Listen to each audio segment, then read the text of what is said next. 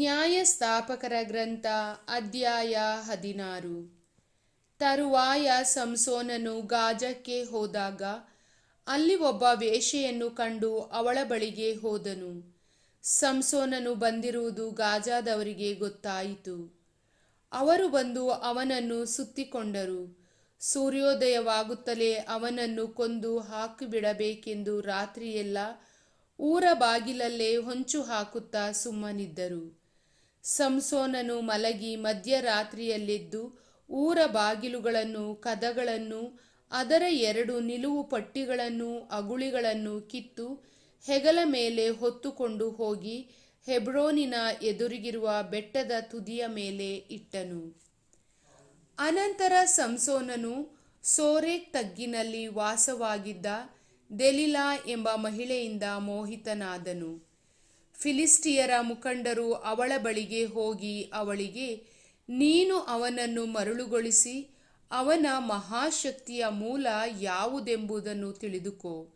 ನಾವು ಅವನನ್ನು ಗೆದ್ದು ಕಟ್ಟಿ ಅಡಗಿಸುವ ವಿಧಾನವನ್ನು ಗೊತ್ತು ಮಾಡಿಕೊಂಡು ನಮಗೆ ತಿಳಿಸು.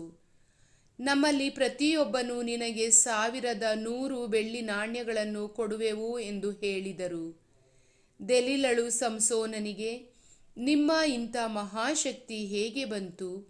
ನಿಮ್ಮನ್ನು ಕಟ್ಟಿ ಅಡಗಿಸುವುದು ಹೇಗೆ ಎಂಬುದನ್ನು ದಯವಿಟ್ಟು ನನಗೆ ತಿಳಿಸಿ ಎಂದಳು.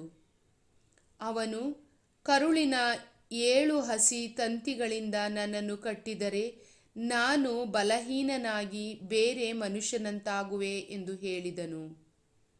ಫಿಲಿಸ್ಟಿಯರ ಮುಖಂಡರು ಅಂತಹ 7 ಹಸಿ ತಂತಿಗಳನ್ನು ಅವಳಿಗೆ ತಂದುಕೊಟ್ಟರು.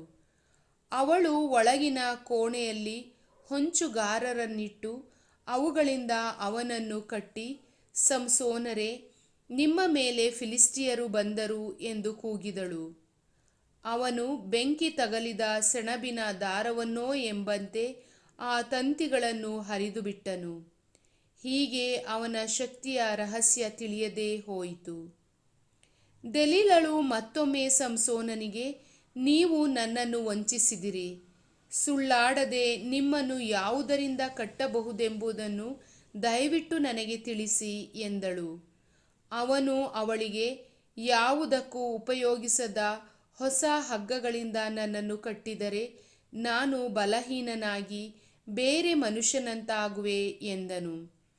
ಅವಳು ಒಳಗಿನ ಕೋಣೆಯಲ್ಲಿ ಹೊಂಚುಗಾರರನ್ನಿರಿಸಿ ಹೊಸ ಹಗ್ಗಗಳನ್ನು ತೆಗೆದುಕೊಂಡು ಅವುಗಳಿಂದ ಅವನನ್ನು ಕಟ್ಟಿ, ಸಂಸೋನರೇ, ಫಿಲಿಸ್ಟಿಯರು ಬಂದಿದ್ದಾರೆ ಎಂದು ಕೂಗಲು ಅವನೆದ್ದು ತೋಳುಗಳಿಗೆ ಕಟ್ಟಿದ ಹಗ್ಗಗಳನ್ನು ದಾರವನ್ನೋ ಎಂಬಂತೆ ಹರಿದುಬಿಟ್ಟನು.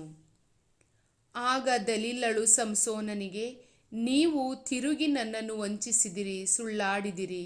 ನಿಮ್ಮನ್ನು ಯಾವುದರಿಂದ ಕಟ್ಟಬಹುದೆಂದು ತಿಳಿಸಿ ಎನ್ನಲು ಅವನು, ನನ್ನ ತಲೆಗೂದಲಿನ 7 ಜಡೆಗಳನ್ನು ಮಗ್ಗದಲ್ಲಿ ನೇಯ್ದರೆ ಸಾಕು ಎಂದು ಹೇಳಿದನು. ಅವಳು ಅವನ ತಲೆಗೂದಲಿನ 7 ಜಡೆಗಳನ್ನು ಗೂಟಕ್ಕೆ ಭದ್ರ ಮಾಡಿ, ಸಂಸೋನರೇ, ಫಿಲಿಸ್ಟಿಯರು ಬಂದಿದ್ದಾರೆ ಎಂದು ಕೂಗಿದಳು. ಅವನು ನಿದ್ರೆಯಿಂದ ಎಚ್ಚೆತ್ತು ಮಗ್ಗವನ್ನು, ಮಗ್ಗದ ಗೂಟವನ್ನು ಕಿತ್ತುಕೊಂಡು ಹೋದನು. ಆಕೆ ಇನ್ನೊಮ್ಮೆ ಅವನಿಗೆ, ನನ್ನನ್ನು ಪ್ರೀತಿಸುತ್ತೇನೆ ಎಂದು ನೀವು ನನಗೆ ಹೇಗೆ ಹೇಳಬಹುದು? ನಿಮ್ಮ ಮನಸ್ಸು ನನ್ನ ಮೇಲೆ ಇಲ್ಲವೇ ಇಲ್ಲ. 3 ಸಾರಿ ವಂಚಿಸಿದಿರಿ. ನಿಮಗೆ ಇಂಥ ಮಹಾಶಕ್ತಿ ಯಾವುದರಿಂದ ಬಂದಿತೆಂಬುದನ್ನು ನನಗೆ ತಿಳಿಸಲಿಲ್ಲ ಎಂದಳು.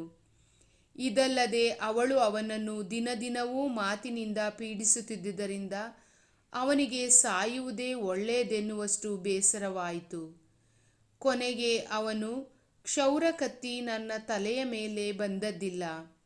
ನಾನು ಮಾತೃಗರ್ಭ ಬಿಟ್ಟಂದಿನಿಂದಲೇ ದೇವರಿಗೆ ಪ್ರತಿಷ್ಠಿತನಾದವನು. ನನ್ನ ತಲೆಯನ್ನು ಕ್ಷೌರ ಮಾಡಿದರೆ ನನ್ನ ಶಕ್ತಿ ಹೋಗುವುದು ಮತ್ತು ನಾನು ಬಲಹೀನನಾಗಿ ಬೇರೆ ಮನುಷ್ಯನಂತಾಗುವೆ ಎಂದು ತನ್ನ ಗುಟ್ಟನ್ನೆಲ್ಲ ಆಕೆಯ ಮುಂದೆ ಬಿಚ್ಚಿ ಹೇಳಿದನು.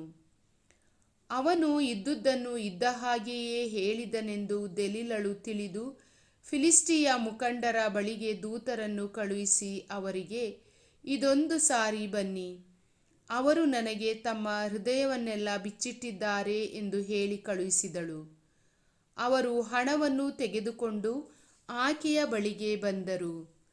ಆಕೆ ಸಂಸೋನನನ್ನು ತನ್ನ ತೊಡೆಯ ಮೇಲೆ ಮಲಗಿಸಿಕೊಂಡು ಅವನಿಗೆ ನಿದ್ರೆ ಹತ್ತಿದಾಗ ಒಬ್ಬ ಮನುಷ್ಯನಿಂದ ಅವನ ತಲೆಯ 7 ಜಡೆಗಳನ್ನು ಬೋಳಿಸಿ ಅವನನ್ನು ದುರ್ಬಲಪಡಿಸಿದಳು. ಅವನ ಶಕ್ತಿ ಇಂಗಿ ಹೋಯಿತು. ಆಗ ಅವಳು, ಸಂಸೋನರೇ, ಫಿಲಿಷ್ಟಿಯರು ಬಂದಿದ್ದಾರೆ ಎಂದು ಕೂಗಿದಳು. ಅವನು ಎಚ್ಚೆತ್ತು ಮುಂಚಿನಂತೆಯೇ ಈಗಲೂ ಕೊಸರಿಕೊಂಡು ಹೋಗುವೆನು ಎಂದುಕೊಂಡನು. ಆದರೆ ಸರ್ವೇಶ್ವರ ತನ್ನನ್ನು ಬಿಟ್ಟು ಹೋಗಿದ್ದಾರೆ ಎಂಬುದು ಅವನಿಗೆ ತಿಳಿಯಲಿಲ್ಲ. ಫಿಲಿಷ್ಟಿಯರು ಅವನನ್ನು ಹಿಡಿದು ಕಣ್ಣುಗಳನ್ನು ಕಿತ್ತು ಗಾಜಾಕ್ಕೆ ಒಯ್ದು ಕಬ್ಬಿಣದ ಬೇಡಿಗಳನ್ನು ಹಾಕಿ ಸೆರೆಮನೆಯಲ್ಲಿ ಬೀಸುವುದಕ್ಕೆ ಹಚ್ಚಿದರು. ಅಷ್ಟರಲ್ಲಿ ಅವನ ತಲೆಗೂದಲುಗಳು ಬೆಳೆಯತೊಡಗಿದವು.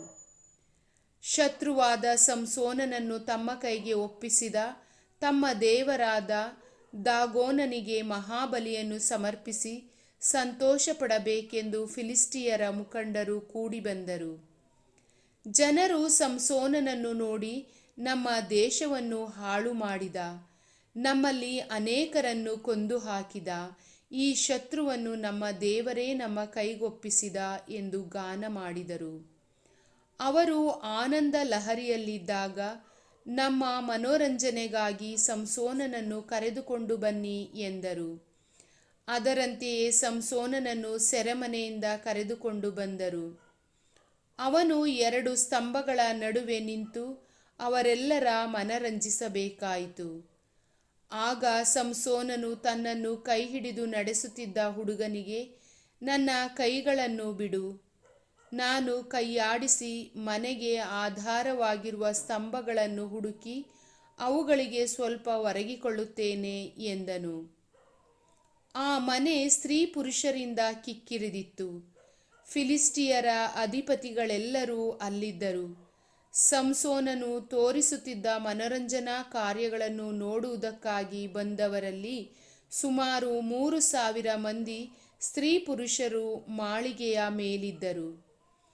ಆಗ ಸಂಸೋನನು ಸರ್ವೇಶ್ವರನಿಗೆ, ಪ್ರಭು ಸರ್ವೇಶ್ವರ, ಫಿಲಿಷ್ಟಿಯರು ಕಿತ್ತು ಹಾಕಿದ ನನ್ನ 2 ಕಣ್ಣುಗಳಲ್ಲಿ ಒಂದಕ್ಕಾದರೂ ನಾನು ಅವರಿಗೆ ಮುಯ್ಯಿ ತೀರಿಸುವ ಹಾಗೆ ನನ್ನನ್ನು ಈ ಸಾರಿ ಬಲಪಡಿಸಿರಿ ಎಂದು ಮೊರೆಯಿಟ್ಟನು. ಆ ಮನೆಯ ಆಧಾರ ಸ್ತಂಭಗಳಲ್ಲಿ ಒಂದನ್ನು ಬಲಗೈಯಿಂದಲೂ ಇನ್ನೊಂದನ್ನು ಎಡಗೈಯಿಂದಲೂ ಹಿಡಿದು ಅವುಗಳನ್ನು ಒತ್ತಿ, ನಾನು ಫಿಲಿಷ್ಟಿಯರ ಸಂಗಡ ಸಾಯುವೆನು ಎಂದು ಹೇಳಿ ಬಲವಾಗಿ ಬಾಗಿಕೊಂಡನು. ಆ ಮನೆಯು ಅಧಿಪತಿಗಳ ಮೇಲೂ ಅಲ್ಲಿ ಬಂದಿದ್ದ ಎಲ್ಲ ಜನರ ಮೇಲೂ ಬಿದ್ದಿತು. ಅವನು ಜೀವದಿಂದಿದ್ದಾಗ ಕೊಂದು ಹಾಕಿದವರಿಗಿಂತ ಸಾಯುವಾಗ ಕೊಂದವರ ಸಂಖ್ಯೆಯೇ ಹೆಚ್ಚಿತ್ತು.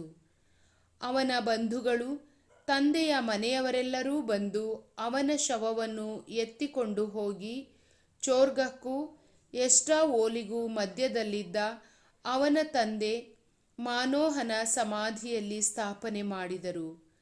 ಅವನು ಇಸ್ರಾಯೇಲರನ್ನು 20 ವರ್ಷ ಪಾಲಿಸಿದನು. ಪ್ರಭುವಿನ ವಾಕ್ಯ.